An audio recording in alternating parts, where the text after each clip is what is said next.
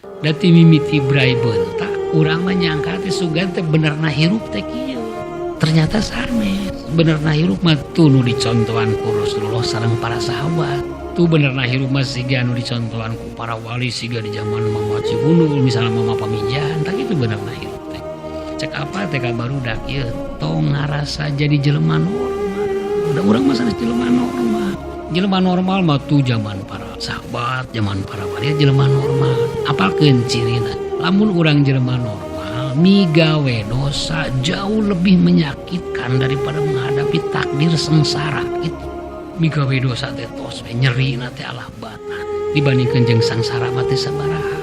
Tah jalmi akhir zaman mah sanes, sangsara teh nyeri kacida, migawe dosa mah teh sabaraha. Sanu normal teh zaman Rasulullah nu normal mah. Ketika aya sahabat nu midamel dosa, wah eta teh sedihna teh gitu. Sangsara mah teh sapira gitu. Da gaduh kayakinan rezeki mah tos di tanggal walar ku pangeran. Tah naon sababna urang migawe dosa teu pati nyeri. Sa Indonesia migawe dosa nu sarua gitu. Siga urang saum nyalira ye, saum sunat abot. Nah saum Ramadan mah teu abot pan lobaan.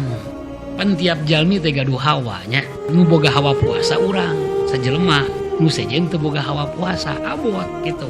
Maksudnya teh tapi nah Ramadan mah hampang nyapan kabeh lagi hawa puasa gitu. Ta dosa ge sami. Lamun sa Indonesia nu migawe dosa teh urang sorangan, wah pasti nyeri alah batan.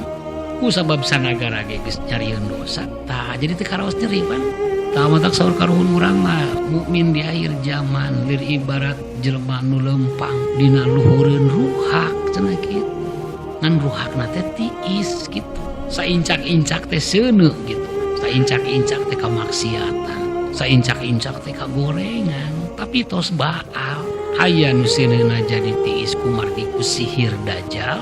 Dajal teh gaduh kamampuan, tiasa nyieun rasa seuneu jiga cai, tiasa nyieun rasa cai jiga seuneu dajal teh. Nu kadua tiis kumargi memang urang ditang tayungan ku pangeran gitu. Dalam gaya panang tayungan ti pangeran, efek tina kemaksiatan akhir zaman duka kumaha gitu maksudna.